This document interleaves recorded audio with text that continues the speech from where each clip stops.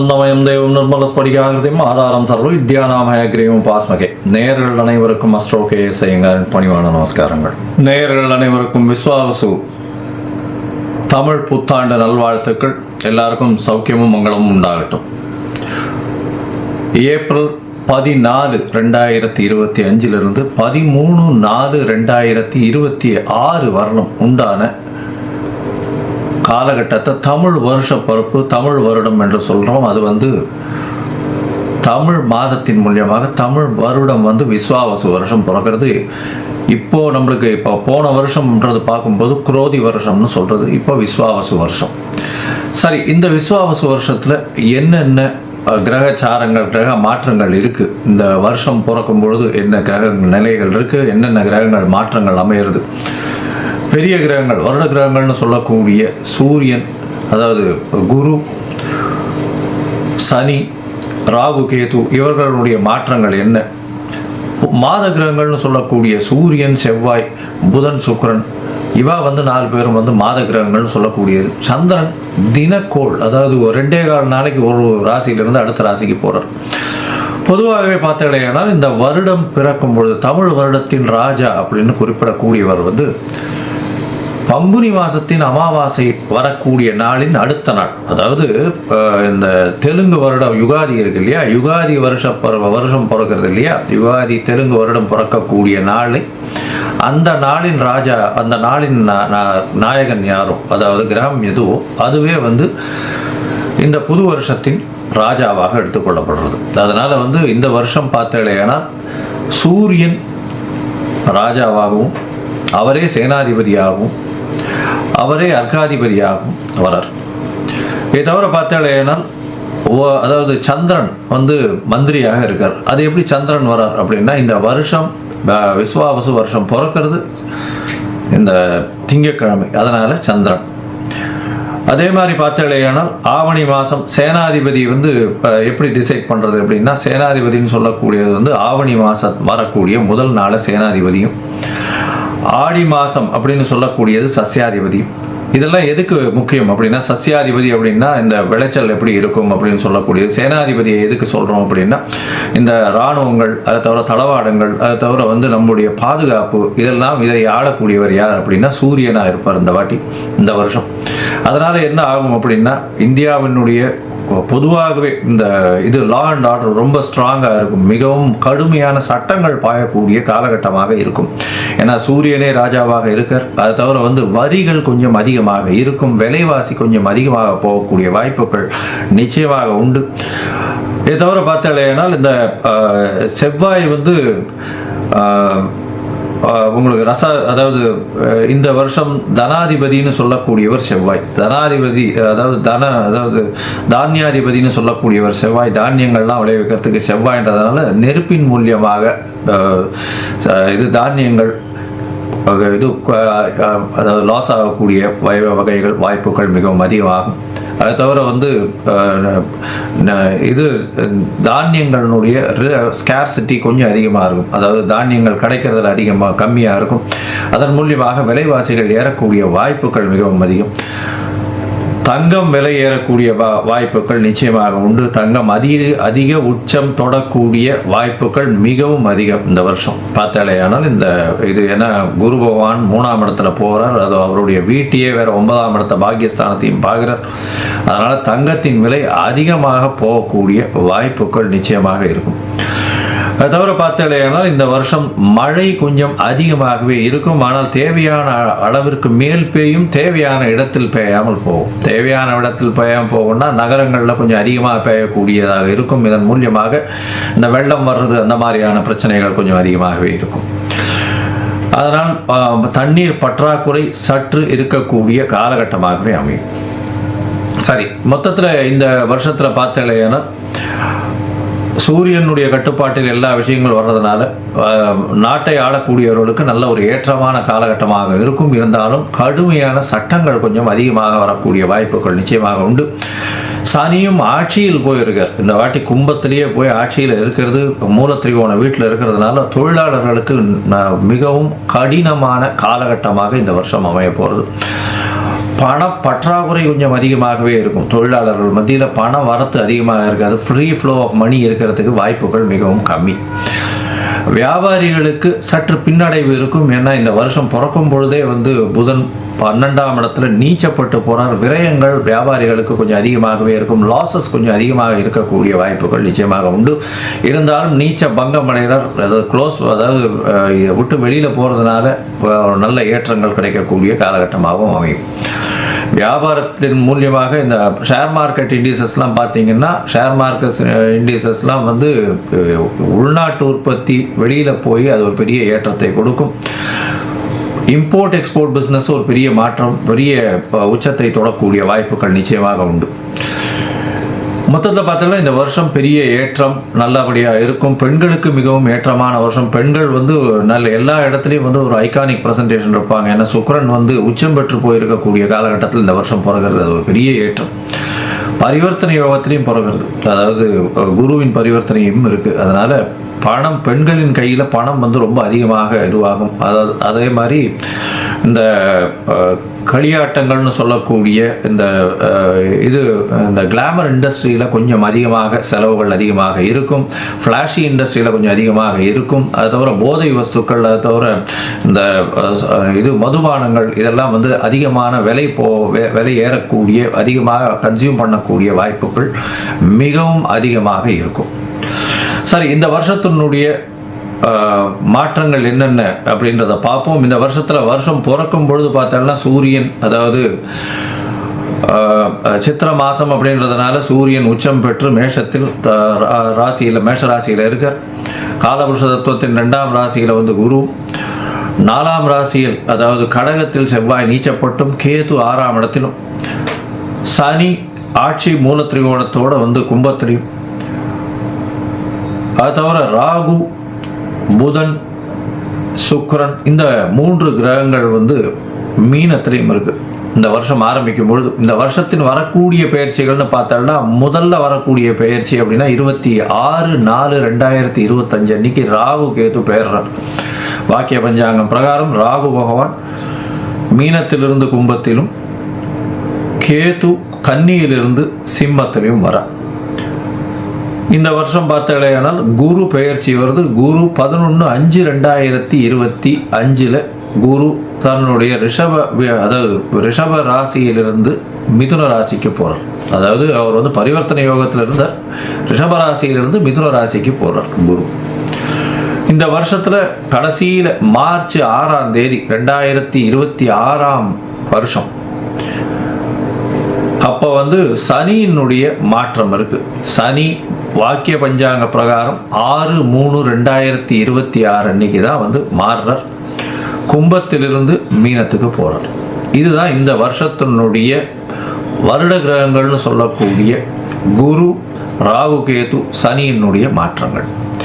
சரி, இந்த மாற்றங்கள் என்னென்ன ஏற்றங்களையும் இறக்கங்களையும் கொடுக்கும்?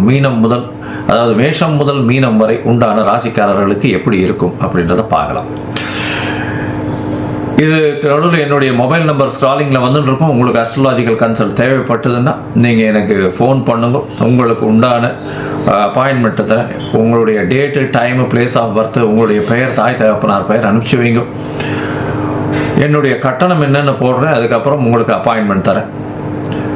உங்களுடைய அப்பாயின்மெண்ட்டை போடும்போது உங்களுடைய ஹாரஸ்கோப் போடுவோம். ஹாரஸ்கோப்பில் சந்தி இருக்கான்னு முதல்ல பார்க்கணும். ஏன்னா நட்சத்திர சந்தி, பாத சந்தி, அது தவிர லக்ன சந்தி இதெல்லாம் இருந்ததுன்னா இந்த காலகட்டத்தில் நன்னா இருக்குன்னு நினச்சின்னு இருப்போம். ஆனால் நன்னா இருக்காது. எதனாலன்றதே புரியாது. உங்களுக்கு வந்து துலா லக்னமாக இருக்கும், நல்ல தசை நடக்கிறதுன்னு நினச்சின்னு இருப்போம். ஆனால் நல்ல தசையாகவே இருக்காது உங்களுக்கு. ஏன்னா அது லக்ன சந்தியாக வந்திருக்கும். விசாகம் 3ஆம் பாதம் நினச்சின்னு இருப்பீங்க, விசாகம் 4ஆம் பாதம் ரிச்சிக லக்னமாக இருக்கும். அதனால் நிறைய பேருக்கு என்கிட்ட வர்றவாளுக்கு 40, 45 வயசு, 50 வயசுலாம் இருக்கிறவாள்லாம் அவள் நட்சத்திரமே தெரியாமல் அவள் வந்து மிருகசீரிஷம்னு சொல்லிட்டு இருப்பாள். மிருகசீரிஷம் 2ஆம் பாதம்னா ரிஷபத்தில் வரும், 3ஆம் பாதம்னா மிதுனத்தில் வரும். அதனால் அந்த மாற்றத்திலேயே அவர்கள் வந்து யாருக்கு அர்ச்சனை பண்ணுறோம்னே தெரியாமல் பண்ணிட்டு இருப்பாள். அதனால் சந்தி முதல்ல தெரிஞ்சுட்டு எந்த நட்சத்திரம், என்ன பாதம், என்ன லக்னம், என்ன லக்னத்தின் பாதம் அப்படின்றத தெரிஞ்சுட்டு அவர்களுக்கு இப்பொழுது ஏற்ற தசையாக இந்த காலகட்டத்தில் நடக்கக்கூடிய தசாபுக்தி, அந்தரம், சூக்ஷ்மம், அதை தவிர கோல்சாரம் எப்படி இருக்குது அப்படின்றத வச்சு அவர்களுடைய பலன்கள் எப்படி இருக்கும் அப்படின்றதையும் சொல்கிறேன்.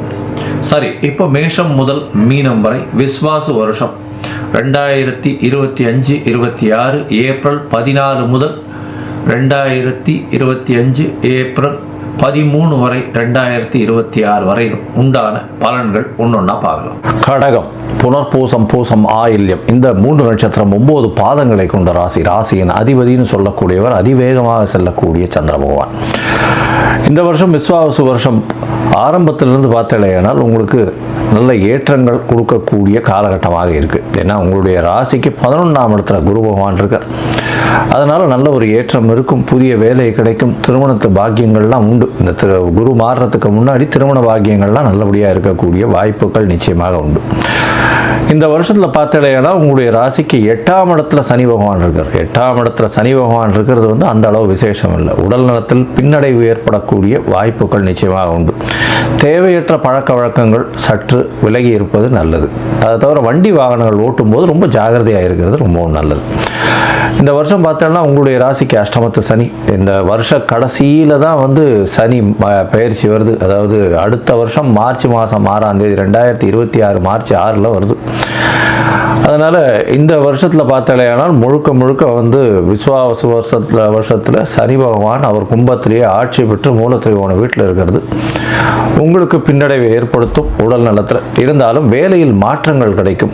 திடீர் பண யோகங்கள் வரக்கூடிய வாய்ப்புகள்லாம் உண்டு, நிச்சயமாக இருக்கும். உங்களுடைய ராசிக்கு பார்த்தாலேயானால் குரு பகவான் ராசிக்கு 12ஆம் இடத்துக்கு போகிறார். 12ஆம் இடத்துக்கு போகும்போது பார்த்தாலேயானால் நல்ல, அதாவது வெளிநாடு போய் வரக்கூடிய வாய்ப்பு உண்டு. வெளிநாட்டில் இருக்கிறவங்களுக்கு பார்த்தாலேயானால் அவங்களுக்கு பர்மனன்ட் ரெசிடென்ஷிப் கிடைக்கக்கூடிய வாய்ப்புகள் நிச்சயமாக இருக்கும். ராசிக்கு 5ஆம் இடத்தை, அதாவது 4ஆம் இடத்தை வந்து குரு பகவான் பார்க்குறார். 4, 6, 8 இந்த 3 இடத்தையும் வந்து குரு பார்க்குறார். இந்த காலகட்டத்தில் பார்த்தாலேயானால் படிக்கக்கூடிய குழந்தைகளுக்கு நல்ல ஒரு ஏற்றம் கிடைக்கக்கூடிய காலகட்டமாக அமையப்போகுது. அது தவிர பார்த்தாலேயானால் உங்களுடைய ராசிக்கு தாயின் உடல்நிலையில் நல்ல ஒரு ஏற்றம் இருக்கக்கூடிய காலகட்டம். ஏன்னா குருவின் பார்வை இருக்கிறதுனால நல்ல ஒரு ஏற்றம் இருக்கக்கூடிய காலகட்டமாக இருக்குது. புதிய வேலை வரும், புதிய கடன் அமையக்கூடிய காலகட்டமாக அமையும். புதுசாக வீடு மனை வாங்கக்கூடிய புது கடன் அமையக்கூடிய காலகட்டமாக அமையப்போகுது. இந்த வருஷத்தில் பார்த்தாலேயானால் புதுசாக ஒரு வீடு வாங்குவீங்க, கடனை அதிகப்படுத்திக்குவீங்க. இதெல்லாம் உங்களுக்கு நிச்சயமாக நடக்கும். இருந்தாலும் அதன் மூலியமாக ஸ்ட்ரெஸ் வரும். அதன் மூலியமாக வெளிநாட்டில் போய் சம்பாதிக்க வேணுன்ற வீட்டை விட்டு பிரிந்து வெளியூர், வெளிமாநிலம், வெளிநாடு சென்று சம்பாதிக்கக்கூடிய வாய்ப்புகளும் மிகவும் அதிகமாக இருக்கும். இந்த வருஷம் உங்களுடைய ராசிக்கு, அதாவது வருஷம் பிறந்து ஒரு 15 நாள்லேயே பார்த்தோம்னா ராகு கேத்துனுடைய பயிற்சி வருது. ராகு வந்து உங்களுடைய ராசிக்கு 8ஆம் இடத்திலும், கேத்து உங்களுடைய ராசிக்கு 2ஆம் இடத்துலையும் வரும். ராகு பகவான் 8ஆம் இடத்துல இருக்கிறது ரொம்பவும் நல்லது. அதுவும் குருவின் பார்வையில் குருவின் பார்வையில் இருக்கிறது ரொம்பவும் விசேஷம். இதன் மூலியமாக பார்த்தலையானால் எல்லா விதமான வெற்றியும் வரும். மறைந்த இடத்திலிருந்து திடீர் பணவரவுகள் வரும். நிறைந்த செல்வங்கள் வரும். மறைந்த இடத்திலிருந்து திடீர் பணவரவு, அது வந்து இந்த ரேஸு, லாட்ரி அந்த மாதிரியான விஷயங்கள் நிச்சயமாக இருக்கும். கீழ்த்தட்டு மக்களிடமிருந்து பேர் ஆதரவு கிடைக்கக்கூடிய காலகட்டமாக உங்களுக்கு அமைய போகிறது. உங்களுடைய இதில் பார்த்தாலேயானால் கேத்து 2ஆம் இடத்துல இருக்கிறதுனால பேச்சில் ரொம்ப கவனமாக இருக்கிறது நல்லது. குடும்பத்தில் சிறு சிறு சலசலப்புகள் இருக்கக்கூடிய வாய்ப்புகள் நிச்சயமாக உண்டு. ஏன்னா குடும்பஸ்தானத்தில் போய் கேது பகவான் போய் உட்காந்துருக்கிறது அந்த அளவு விசேஷம் கிடையாது. இருந்தாலும் வந்து என்ன ஆகும் அப்படின்னா பேச்சின் மூலியமாக குடும்பத்தினுடைய அமைதி குலையக்கூடிய வாய்ப்புகள் நிச்சயமாக இருக்கும். இந்த காலகட்டத்தில் பொறுமையாக பேசுறது ரொம்பவும் நல்லது.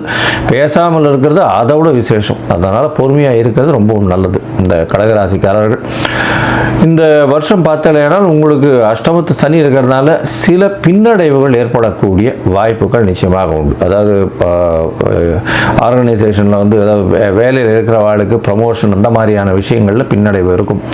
தொழில் ஸ்தாபனம் வச்சிருக்கிறவங்களுக்கு அவங்களுடைய வேலை ஆட்கள் மூலியமாக பிரச்சனைகள் வரும்.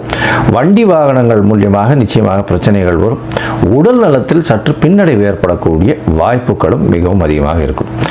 இந்த வருஷத்தில் பார்த்தாலேனா அதாவது உங்களுக்கு குரு வந்து 12ஆம் இடத்துல இருக்கிறதுனால நல்ல விதமான தூக்கம் இருக்கும், சுகம் நல்லபடியாக இருக்கும். கணவன் மனைவிக்குள்ள நல்ல ஒரு அந்யோன்யம் இருக்கக்கூடிய காலகட்டமாகவும் இருக்கும். அதை தவிர பார்த்தாலேனால் படிக்கக்கூடிய மாணவர்களுக்கும் நல்ல ஒரு ஏற்றம் கிடைக்கக்கூடிய காலகட்டம். இந்த வருஷம் பார்த்தாலேனால் இந்த விவசாய நிலம் வச்சிருக்கிறவங்க, விவசாயம் பண்ணுறவங்க, தென்னை தோப்பு வச்சிருக்கிறவங்க, இந்த தோப்புகள்லாம் வச்சு இது பண்ணுறவங்க, அதை தவிர வந்து வாட்டர் வியாபாரம், தண்ணீர் வியாபாரம் பண்ணுறவங்க, அதை தவிர கலர் தண்ணீர், அதாவது இது பேர் என்ன, அந்த குளிர்பானங்கள் வியாபாரம் பண்ணுறவங்க, பால் வியாபாரம், பால் பதனிடும் வியாபாரம், இதெல்லாம் பண்ணுறவங்களுக்கு பெரிய ஏற்றம் கிடைக்கக்கூடிய காலகட்டமாக அமைய போகிறது. இந்த வருஷம் பார்த்தாலே ஆனால் இந்த அரசியல் பிரமுகர்களுக்கு சற்று பின்னடைவு இருக்கக்கூடும். அதனால் கொஞ்சம் பொறுமையாக இருக்கிறது ரொம்பவும் நல்லது. கொஞ்சம் வந்து என்ன சொல்கிறது, இந்த வருஷத்தில் கடகராசிக்காரர்கள் கொஞ்சம் பொறுமையாக ஹேண்டில் பண்ணுறது நல்லது. 8ஆம் இடத்துல வந்து சனி இருக்கிறதுனால உங்களுக்கு உங்களுடைய தொண்டர்கள் உங்களை சார்ந்து வருவார்கள் அப்படின்ற நம்பிக்கை வேணா நிச்சயமாக பிரச்சனையை கொடுக்கக்கூடிய அளவில் தான் இருப்பாங்க. அதனால் சனி மாறுறவர்களும் பிரச்சனைகள் நிச்சயமாக இருக்கத்தான் செய்யும். பொறுமையாக இருக்கிறது ரொம்பவும் நல்லது. மொத்தத்தில் பார்த்தீங்களே, ஆனால் இந்த கடகராசிக்காரர்களுக்கு குருவின் மாற்றம் பெரிய ஏற்றம். குரு ராசிக்கு 12ஆம் இடத்தில் இருப்பதன் மூலியமாக உங்களுக்கு வெளிநாட்டில் வாழ்பவராக இருந்தால் ரெசிடென்ஷிப், அதாவது பர்மனன்ட் ரெசிடென்ஷிப்னு சொல்லக்கூடிய நிரந்தர குடியுரிமை கிடைக்கக்கூடிய வாய்ப்புகள் உண்டு. வெளிநாடு போய் வரக்கூடிய வாய்ப்புகள் உண்டு. வேலை நிமித்தமாக வீட்டை விட்டு நாட்டை விட்டு வெளியில் செல்லக்கூடிய வாய்ப்புகள் நிச்சயமாக உண்டு. அதை தவிர திடீர் பணவரவு, எதிர்பாராத இடத்திலிருந்து இன்சூரன்ஸ், ரேஸ், இந்த மாதிரியான விஷயங்கள் மூலியமாக திடீர் பணவரவுகள் வரக்கூடிய வாய்ப்புகள் நிச்சயமாக உண்டு. எடுத்த காரியங்களில் சற்று பின்னடைவு இருக்கக்கூடிய வாய்ப்புகள் நிச்சயமாக உண்டு. ஏன்னா 8ஆம் இடத்தில் இருக்கக்கூடிய சனியின் மூலியமாக சிறு சிறு தொல்லைகள் தொழில் ஸ்தாபனங்களில் வரும்.